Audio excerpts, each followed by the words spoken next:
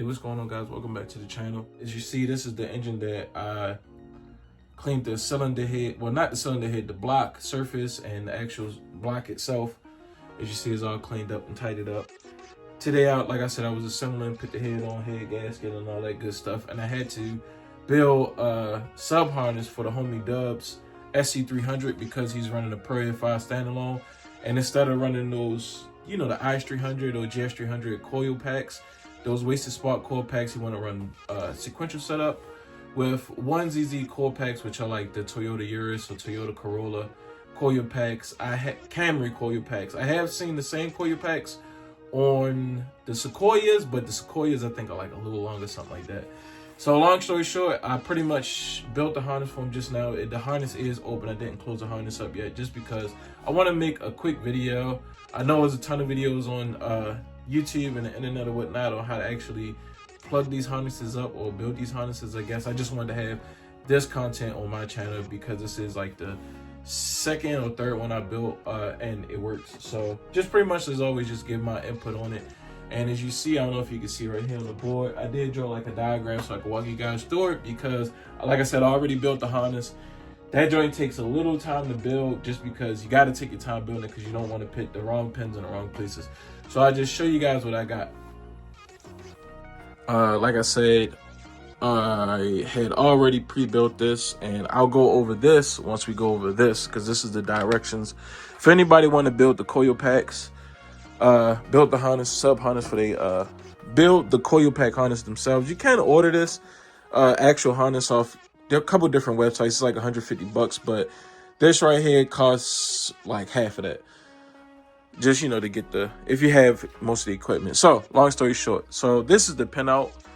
So 1, 2, 3, 4. We're reading it left to right. 1, 2, 3, 4. And on the Camry coil packs and yours coil packs is the same exact pinout. So number 1 is the ground. Number 2 is the ECU pin. Number 3 is the IGF signal. And number 4 is a 12-volt / ignition switch. So that right there is what you're going to need to actually get this thing going. So this is just a broken down, more in-depth diagram. If you need to actually see what's actually going on and where it actually goes. Like I say, you're reading this left to right. Don't mind how I have this. This is just, you know, how I had to do it. This is a coil pack. It looks kind of the same. I'm not an artist. So number 1, like I said, is ground. Ground goes all in one coil. Ground wire goes into one wire. And what I mean by one wire, or it can split into 2 wires. I should have put 2 wires because on this I do have 2 wires. So number 1, which is this one, goes into 2 wires. And what I mean by that is, as you can see, this is the ground. So that's number 1, that's ground. So they got 1 wire connecting to the second coil pack wire, which is the ground, connecting to the third coil pack. Now what I do with this, I usually make 2 grounds. So ground, coil packs 1, 2, 3 have their own ground. Coil packs 4, 5, 6 have their own ground, which is, I think this is it right here. Yeah, this is it. So these 2 right here can ground to the cylinder head. I have the length to actually wrap around and go here. This actually grounds into the cylinder head to the firewall, whatnot. So I always use that ground. It always works. So since we have that out the way, ECU pinout is self-explanatory. Now follow me with this. Follow me with this. If you're running a standalone, you run number 2 on the pinout to whichever coil that whatever pinout on your ECU that coil is. And what that means, this coil number 2 runs to pin whatever your pin is on your ECU master or your Pro 5. Coil pack number 2 is here. Single wire by itself. Coil pack number 3 is here, and that runs to your ECU. So say you had an ECU. Let me find my marker. So I'm explaining it a little bit more in depth so I won't lose anybody. So say this is your coil packs. Coil pack 1, 2, 3, etc. So this one is coil pack 1. That goes to your ECU, whatever your ECU pinout is for that. Coil pack 2 will go to your ECU. Whatever the pinout for that specific coil pack. So on your ECU to say coil pack number, say on your ECU it says coil pack. So say on your ECU it says pin, like, I'm not 100% sure the pinout on the ECU Master Black by heart, but just say hypothetically, B12 is coil number 1. B21 is coil number 2. B40, even though I know it's not B40 on there, I believe so, is Coilpack number 3. So that's how you actually wire your number 1 to coil 1 on the ECU. Number 2 Coilpack will go to coil number 2 on the ECU, and this is number 3 Coilpack will go to this pin right here.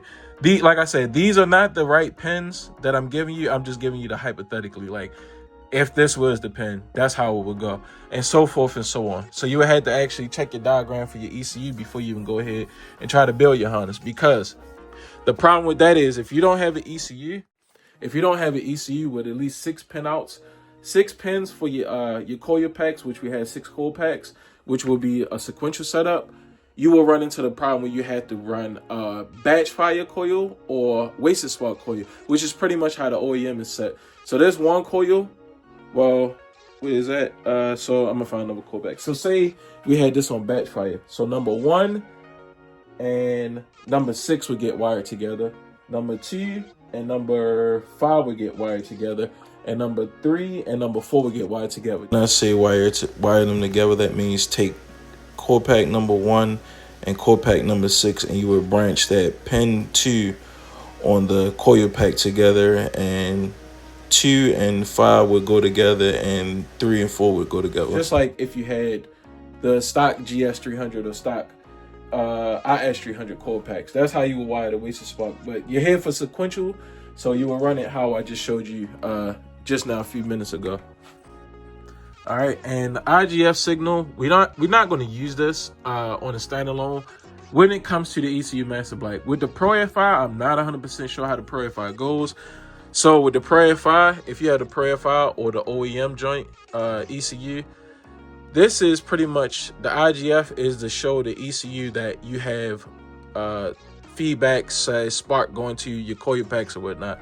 So what you would do with this, if you are running number 3 pin out, which is, number 3 on here, you will run all your wires into 1, and then you will run all your wires into whatever pin that is on here. I believe this is the GTE ECU pin right here, number 3.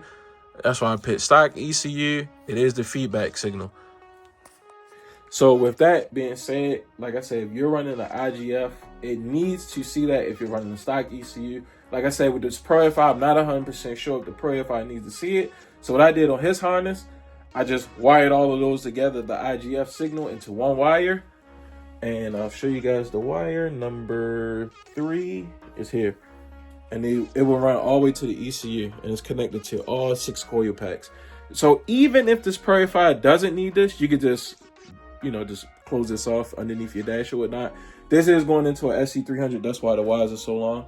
But like I said, if you're not using the IGF signal, like on the ECU Master Black, we don't need that. So on my car, I didn't even wire that in on my car. But if you're running the stock ECU, you need that. And you just wire this into the IGF signal on your ECU or the IGF pin or whatnot. Okay, number 4 pin out. When it comes to this number 4 pin out, it is the 12-volt/ignition signal. So if you're running the stock igniter, you can tap this one into the stock igniter, and I'll show you guys. I ain't about to spell that all out. I'm gonna show you stock igniter. So on the stock igniter, you have that B plus. I don't know if you can really see it. You have that B plus on the stock igniter. You can run all of your number 4 pins together into the B plus, and that is your 12 volt. If you're running the stock SC300 igniter, which doesn't look like this, I don't have one on me. That igniter for your stock SC300, which has the distributor, has the same B plus on it. You have to look at your igniter. It should be wrote down on, or like stamped on your igniter or whatnot. And this actually has that IGF signal on here also too. So that IGF signal, once you run all those wires together, once you run all of these IGF wires all together, you can pin that here, and you would just do away with this or whatnot.